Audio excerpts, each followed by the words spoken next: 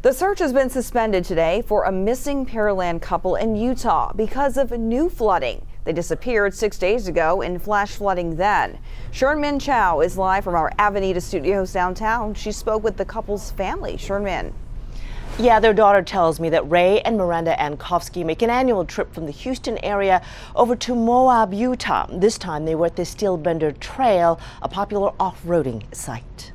There's total destruction down through there. Searchers once again found themselves sifting through flash flooding debris along the trail, looking for Ray and Maranda Ankofski. They've gone off trail. You can see them get out looking. Mike Palmer with the Grand County Sheriff's Office says crews found signs of the couple, including an unsettling one in a tree. He found a pair of pants last night with his wallet and his ID. Family members say the couple are active, enjoy ATV off-roading, and disappeared from the Steelbender Trail Friday afternoon. I would have thought that they would have been able to get back from the 1.5 miles where they were at. Sheriff's deputies believe the couple was caught in the flood. And it probably tumbled that UTV down the wash. I'm going to say 3/4 of a mile before it stopped. Relatives have set up a GoFundMe account to help with search efforts and to bring the couple back home to Pearland.